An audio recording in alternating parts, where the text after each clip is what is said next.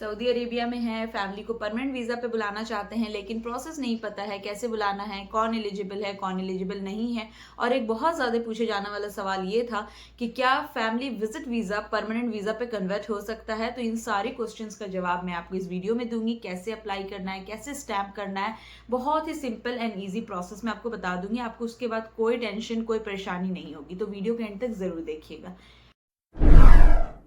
अस्सलाम वालेकुम everyone, welcome back to my channel. सबसे पहले परमानेंट वीजा का मतलब ये होता है कि आपको पास कोई टाइम लिमिट नहीं है कि आप एक साल में अपनी फैमिली को आपको घर भेजना पड़ेगा जैसे फैमिली विजिट वीजा में होता है। आप एन नंबर्स ऑफ ईयर्स रह सकते हो जब तक आपके हस्बैंड की जॉब है। You can freely stay in Saudi Arabia.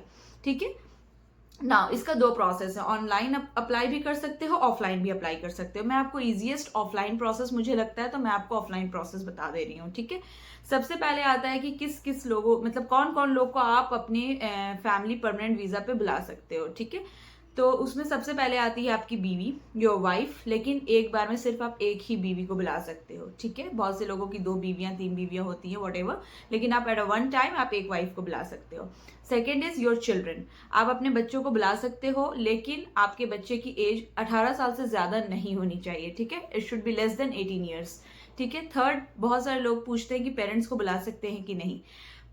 देखिए, अगर आपकी डेजिग्नेशन बहुत ज़्यादा हाई है, लाइक साइंटिस्ट हैं, बहुत हाई लेवल के डॉक्टर हैं, सर्जन है हार्ट के, इस तरह के लोगों के लिए आपके लिए अलाउ होता है पेरेंट्स को बुलाना। लेकिन एक फर्दर डॉक्यूमेंट्स हैं, अलग से प्रोसेस है। लेकिन फिलहाल के लिए आप ये समझें कि आप पेरेंट्स को नहीं बुला सकते हैं परमानेंट वीजे पे। Okay, now next thing, now next is आप एलिजिबल हैं या नहीं अपनी फैमिली को बुलाने के लिए। वो कौन लोग हैं, क्या क्राइटेरिया है एलिजिबिलिटी की, उस पर बात करते हैं।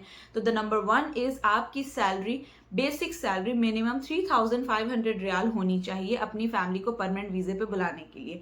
नाउ नेक्स्ट थिंग, आप एक स्किल्ड वर्कर होना चाहिए, आपके पास कोई पर्टिकुलर स्किल होनी चाहिए। बहुत से लोगों का कंपनी में फैमिली स्टेटस होता है, वो तो ईजिली एंड फ्रीली बुला सकते हैं। लेकिन अदरवाइज बहुत से लोगों का फैमिली स्टेटस कंपनी नहीं देती। Still if they are skilled worker they can call their family in Saudi Arabia on permanent visa.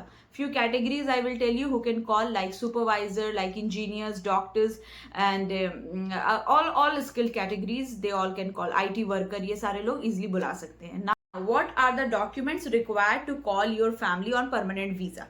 Number 1 is your इकामा शुड बी वैलिड 3+ मंथ। इकामा 3 महीने से ज्यादा वैलिड होना चाहिए। नंबर 2, पासपोर्ट 6 मंथ से ज्यादा वैलिड होना चाहिए आपका भी, और आप अपने बीवी बच्चों जिसको भी बुलाना चाहते हैं उनका भी पासपोर्ट एटलीस्ट 6+ मंथ वैलिड होना चाहिए। Now number 3 is your marriage certificate attested by MOFA as well as Urdu में ट्रांसलेशन। ठीक है, बच्चे की birth certificate attested by MOFA as well as Urdu translation चाहिए, Arabic translation, I am sorry. ठीक है, अरेबिक ट्रांसलेशन चाहिए दोनों ही केसेस में।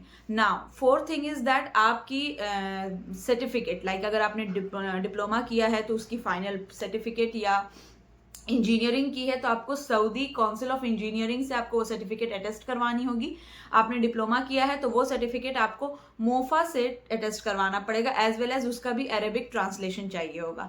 ठीक है, सैलरी आपको गोसी से डाउनलोड करनी होगी सैलरी सर्टिफिकेट। साथ ही साथ आपकी कंपनी से आपको एनओसी चाहिए, नो ऑब्जेक्शन सर्टिफिकेट चाहिए कि ये बंदा अपनी फैमिली को यहाँ बुला रहा है तो हमें कोई ऑब्जेक्शन नहीं है।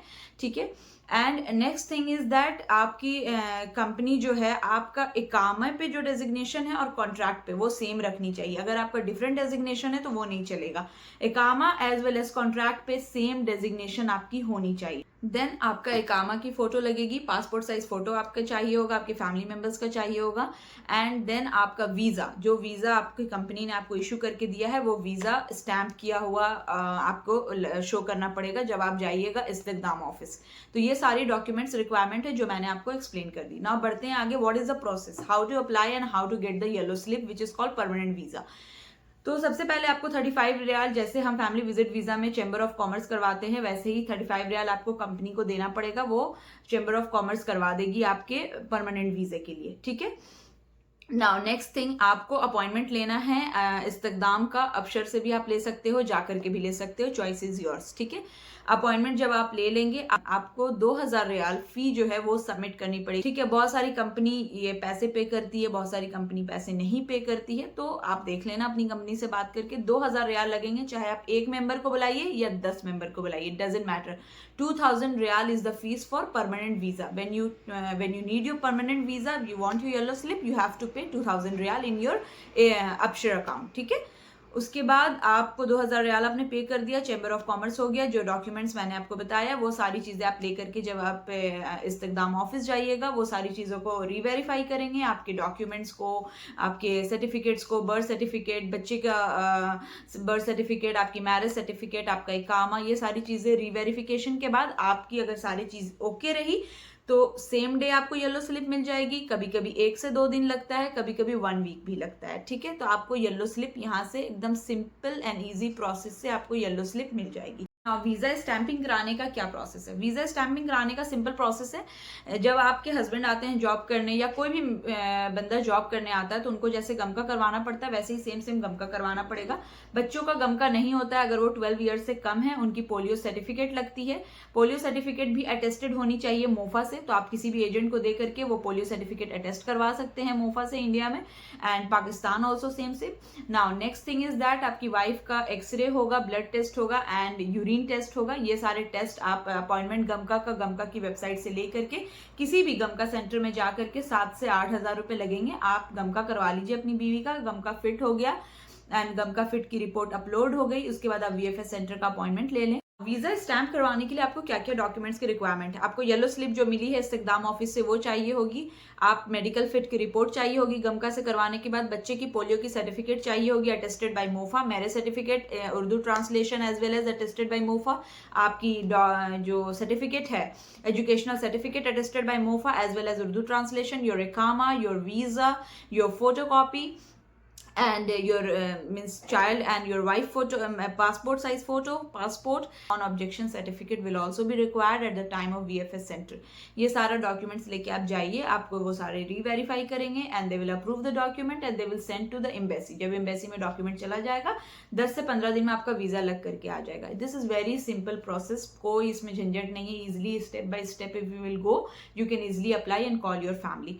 Now next thing is that बहुत सारे लोग ये पूछते हैं कि क्या हस्बैंड का या फिर जो आपका वीज़ा निकाल रहा है उसे वहाँ होना इम्पॉर्टेंट है, मीन्स आपके हस्बैंड ही आपको वहाँ इम्पॉर्टेंट है होना वीएफएस सेंटर में इंडिया में? तो जी नहीं, आपके हस्बैंड यहाँ से वीज़ा निकाल देंगे, आप और आपके बच्चों को इंडिया में होना, होम कंट्री में ही परमानेंट वीज़ा लगता है, ठीक है। आप किसी और कंट्री जाकर अपना परमानेंट वीज़ा नहीं लगवा सकते हो, होम कंट्री में जाकर के ईजिली आप अपना वीज़ा लगवा सकती हैं। और दूसरा सवाल जो मैंने बताया था, बहुत सारे लोगों ने मुझसे पूछा है कि क्या visit visa can be converted into permanent visa? तो इसका जवाब है जी नहीं, विजिट वीज़ा कभी भी परमानेंट वीज़ा में कन्वर्ट नहीं हो सकता है। तो आई होप आपको वीडियो क्लियरली समझ में आई होगी। कोई डाउट होगा तो मुझे कमेंट करके ज़रूर पूछ लीजिएगा। मिलते हैं एक नए ब्लॉग में, till then bye, take care, अल्लाह हाफिज़।